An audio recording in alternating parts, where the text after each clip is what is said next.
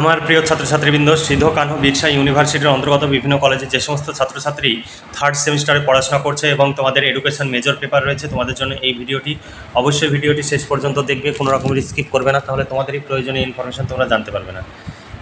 তাই দেরি না করে আজই নিচে দেওয়া হোয়াটসঅ্যাপ নম্বরে যোগাযোগ করে এই নোটসগুলো সংগ্রহ করে ঘরে বসে পড়াশোনা করতে পারো। আমাদের কাছে নোটস রেডি হয়ে গেছে। যদি নোটস সংগ্রহ করতে চাও, এডুকেশন মেজর পেপারের জন্য 250 টাকা পেমেন্ট করতে হবে। শর্ট প্রশ্ন, বড় প্রশ্ন, কমপ্লিট উত্তর সহ পেয়ে যাবে। এর বাইরে কিছু পড়তে হবে না, পরীক্ষায় 100% কম পাবে। তাই দেরি না করে আজই যোগাযোগ করো এবং নোটসগুলো সংগ্রহ করে ঘরে বসে পড়াশোনা করতে পারো। দেখো, Sidhu Kanhu Birsa university third semester education major 3 paper, development of education in India, course code এখানে তোমাদের দেওয়া রয়েছে। 5 ও 10 মার্কের প্রশ্নের সাজেশন 2025। তোমাদের সামনে আমরা সিলেবাস উপস্থাপন করব, তারপরে সাজেশনের প্রশ্নগুলো তুলে ধরব, তারপরে আমাদের যে প্রশ্ন উত্তরের পিডিএফ কপি, সেই পিডিএফ কপির ডেমো আকারে তোমাদের সামনে উপস্থাপন করব। তোমরা অবশ্যই ভিডিওটি শেষ পর্যন্ত দেখবে, কোনো রকমের স্কিপ না করে। এই যে সিলেবাস তোমাদের সামনে উপস্থাপন করবো, এই সিলেবাস অনুযায়ী নোটস রেডি আছে। আমাদের কাছে নোটস সংগ্রহ করলে তোমাদের অর্থ এবং সময় সাশ্রয় হবে। তোমাদের সিলেবাস অনেক বড়, তাই তোমাদের প্রশ্নের সংখ্যাও বেশি রয়েছে। পুরো সিলেবাস অনুযায়ী নোটস দেওয়া রয়েছে, তবে যেগুলো বেশি গুরুত্বপূর্ণ সেগুলোতে বেশি করে স্টার চিহ্ন দেওয়া রয়েছে। তোমরা যদি নোটস সংগ্রহ করো ভীষণভাবে উপকৃত হবে। দেখো, সিলেবাস 2025 ইউনিট 1-এ রয়েছে প্রাচীন ও মধ্য ভারতের শিক্ষা ব্যবস্থা। 1 নম্বর ব্রাহ্মণ্য শিক্ষা ব্যবস্থা, লক্ষ্য, পাঠ্যক্রম, শিক্ষক এবং শিক্ষাদান পদ্ধতি, প্রতিষ্ঠান, নারী শিক্ষা এবং মূল্যায়ন ব্যবস্থা। 2 নম্বরে রয়েছে বৌদ্ধ শিক্ষা ব্যবস্থা, লক্ষ্য, পাঠ্যক্রম, শিক্ষক, শিক্ষাদান পদ্ধতি, প্রতিষ্ঠান, নালন্দা, বিক্রমশিলা, নারী শিক্ষা, মূল্যায়ন ব্যবস্থা। এরপরে তোমাদের সি অংশে তোমাদের পড়তে হবে মধ্যযুগের ভারতের শিক্ষা ব্যবস্থা, লক্ষ্য, পাঠ্যক্রম, শিক্ষক, শিক্ষাদানের পদ্ধতি, প্রতিষ্ঠান, নারী শিক্ষা, ফিরোজ শাহ তুগলক ও আকবরের অবদান। এরপরে ইউনিট 2-এ তোমাদের রয়েছে ভারতের ঊনবিংশ শতাব্দীতে শিক্ষা, ঊনবিংশ শতাব্দীর যে শিক্ষার অগ্রগতি ঘটেছিল সেটাও। 1813 সালের সনদ আইন এবং এর শিক্ষাগত তাৎপর্য। বি অংশে তোমাদের পড়তে হবে বঙ্গীয় নবজাগরণের ধারণা, কারণ এবং শিক্ষার উপরে প্রভাব, শিক্ষায় রাজা রামমোহন রায়, ডিরোজি এবং বিদ্যাসাগরের অবদান। সি অংশে পড়তে হবে উডের ডেসপ্যাচ, শিক্ষা সংস্কারক হিসাবে লর্ড কার্জন, জাতীয় শিক্ষা আন্দোলন, মৌলিক শিক্ষা। এরপরে ইউনিট 3-তে তোমাদের পড়তে হবে স্বাধীনতা পরবর্তী সময়ে ভারতীয় শিক্ষা, শিক্ষা এবং সংবিধানের প্রস্তাবনা এবং ভারতীয় সংবিধানে শিক্ষা সম্পর্কিত বিভিন্ন প্রবন্ধ। তারপরে বি অংশে পড়তে হবে স্বাধীনতা পরবর্তী ভারতের শিক্ষা কমিশন, রাধাকৃষ্ণন কমিশন, বিশ্ববিদ্যালয় শিক্ষা কমিশন, ভারতীয় শিক্ষা কমিশন, অশোক মিত্র কমিশন। সি অংশে পড়তে হবে জাতীয় শিক্ষানীতি 1986 এবং কর্মসূচি POA 1992। এরপরে ইউনিট 4-এ তোমাদের পড়তে হবে ভারতীয় শিক্ষায় সমসাময়িক বিষয়, শিক্ষায় বিশ্বায়ন এবং বেসরকারীকরণের প্রভাব।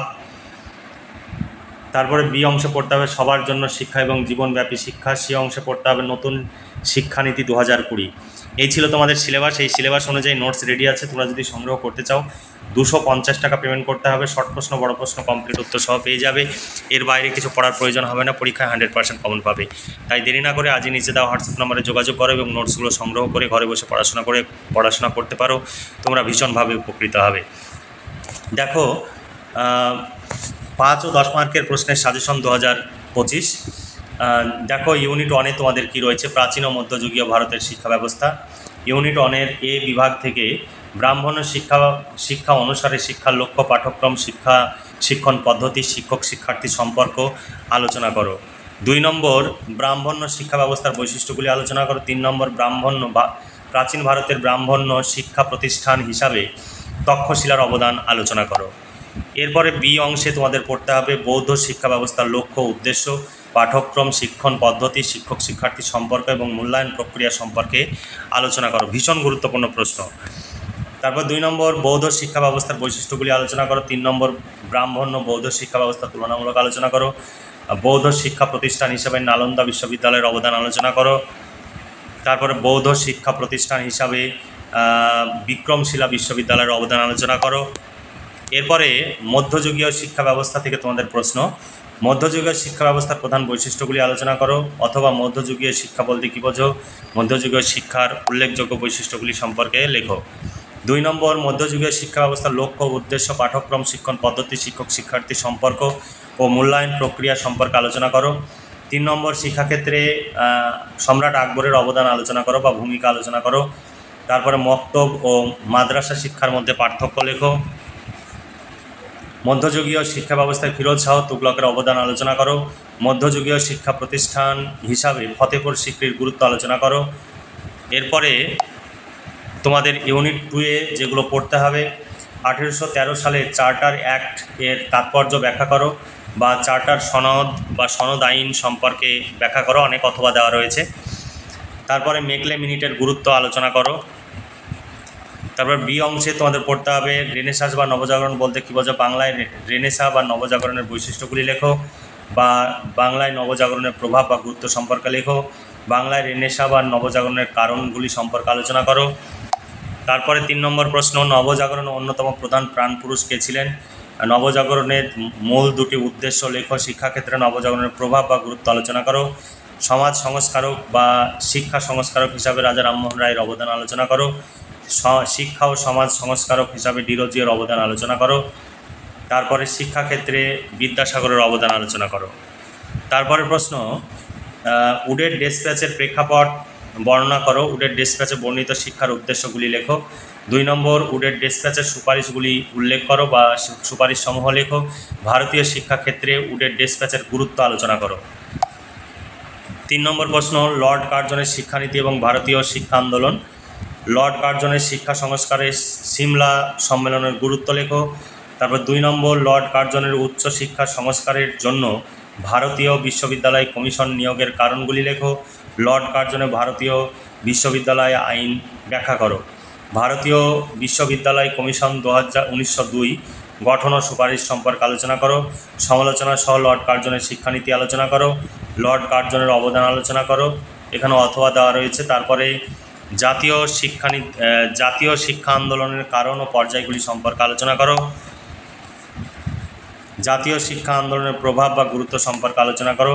নৈ শিক্ষা বা বেসিক এডুকেশন বা বুনিয়াদী শিক্ষা বলতে কী বোঝো, বুনিয়াদী শিক্ষার 5টি নীতি বা বৈশিষ্ট্য লেখো। নৈ শিক্ষা বা বুনিয়াদী শিক্ষার সুবিধা ও অসুবিধাগুলি লেখো। তারপরে ইউনিট 3 থেকে তোমাদের প্রশ্ন, এই সমস্ত প্রশ্নের উত্তর পেয়ে যাবে। 250 টাকা পেমেন্ট করতে হবে এডুকেশন মেজর একটি পেপারের জন্য 250 টাকা করে নেওয়া হয়। তুমি যে কটি পেপার নেবে সেই অনুযায়ী 250 টাকা করে যোগ হবে। তোমরা যদি নোট সংগ্রহ করো ভীষণভাবে উপকৃত হবে, কারণ এই নোট সংগ্রহের জন্য তোমরা দূর দূরান্তে ছুটাছুটি করো এবং বিভিন্ন টিউটরের কাছে, বিভিন্ন কোচিং সেন্টারে যাও। সেখানে তোমাদের প্রচুর সময় যেমন ব্যয় হয়, তেমনি প্রচুর অর্থ ব্যয় হয়। যাতায়াত খরচ রয়েছে, টিফিন খরচ রয়েছে, তাছাড়া খাতা কলমের খরচ রয়েছে, ইত্যাদি ইত্যাদি। তোমরা যদি হিসাব করো যে সময় তুমি প্রতিদিন নষ্ট করো 4 থেকে 5 ঘন্টা, সেই 5 ঘন্টার লেবার চার্জ যদি ধরা হয় তাহলে 400 থেকে 500 টাকা। তুমি মিনিমাম যদি 300 টাকা করে লেবার চার্জ ধরো 5 ঘন্টার সময়ের মূল্য, তাহলে তুমি 1 মাসে 10 দিন গেলে 3000 টাকা হয়।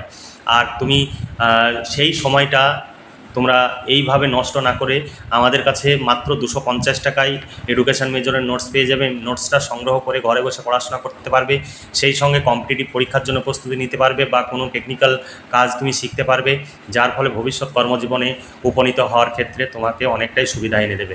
আর যদি তুমি এইভাবে ছুটাছুটি করে নোটস সংগ্রহ করতেই সময় নষ্ট করো, তাহলে তোমার ভবিষ্যৎ কর্মজীবনে উপনীত হওয়ার ক্ষেত্রে যে প্রয়োজনীয় যে উপাদানগুলো সেগুলো কিন্তু তুমি সংগ্রহ করতে পারবে না, তাহলে তুমি কিন্তু ব্যর্থ হয়ে যাবে। তাই এখন থেকে সময়ের মূল্য দিতে শেখো, তাহলে ভবিষ্যৎ তোমার অনেকটাই ভালো হবে। তাই শুধু ছুটাছুটি না করে আমাদের কাছে নোটসগুলো সংগ্রহ করতে পারো।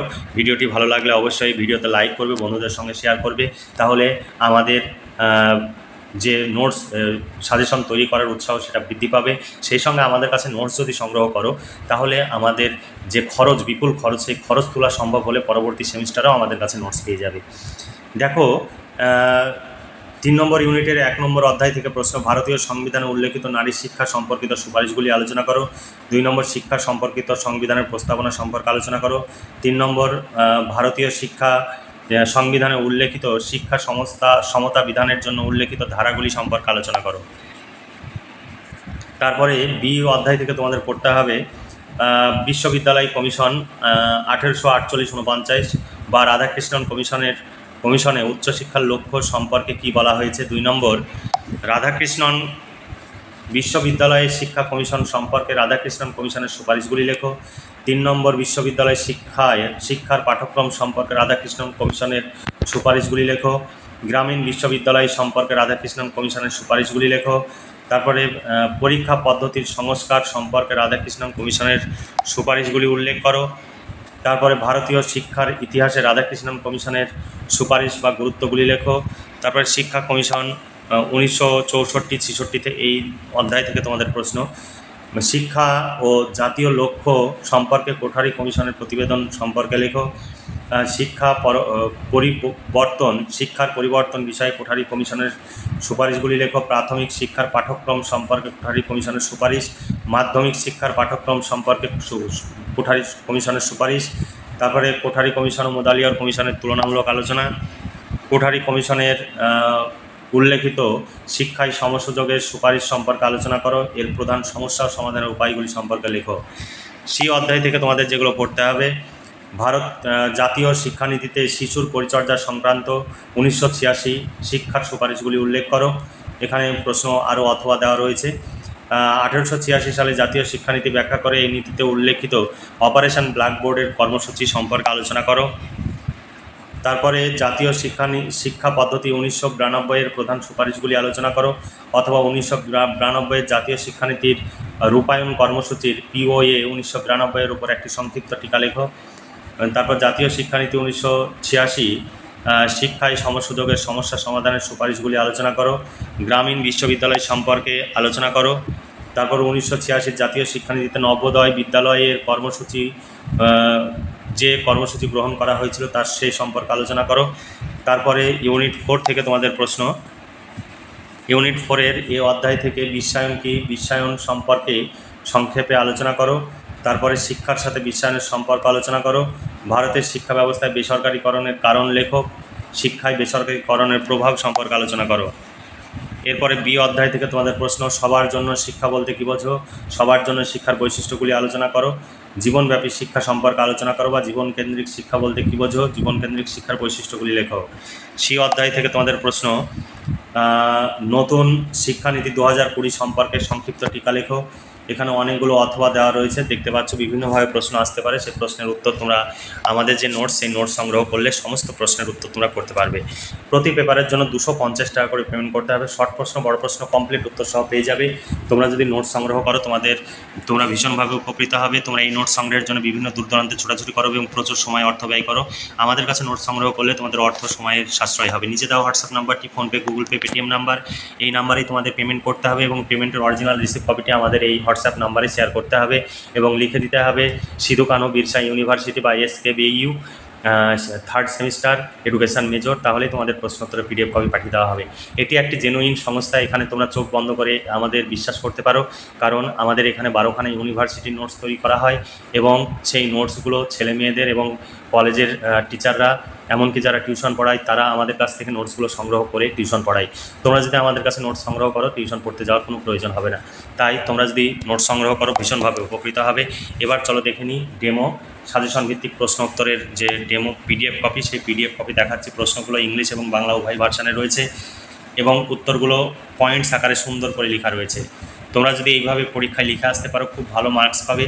তবে মার্কসের দিকে লক্ষ্য রেখে পয়েন্টসগুলো লিখবে, কারণ 5 মার্ক হিসাবে যদি আসে তাহলে 5টি পয়েন্টস লিখবে, আর 10 মার্ক হিসাবে আসলে তোমরা যতটা পারবে লিখবে। আর বড় প্রশ্নগুলো খুব ভালো করে পড়বে, তাহলে শর্ট প্রশ্ন উত্তর করতে তোমাদের অনেকটাই সহজ হবে। শর্ট প্রশ্নের উত্তরও দিয়ে দেওয়া হবে এর সঙ্গেই। তোমরা একদম কমপ্লিট প্যাকেজ 250 টাকায় কমপ্লিট নোটস পেয়ে যাবে। এর বাইরে কিছু পড়তে হবে না বা আর কিছু ভাবার প্রয়োজন নেই। এইগুলো পড়বে তাহলে পরীক্ষায় সব কমন পেয়ে যাবে। তাহলে আজকে এই পর্যন্তই। তোমরা ভালো থেকো, সুস্থ থেকো এবং খুব ভালোভাবে পড়াশোনা করে পরীক্ষার প্রস্তুতি নাও। এই শুভকামনা জানিয়ে আজকের ভিডিওটি এখানে সমাপ্তি ঘোষণা করছি।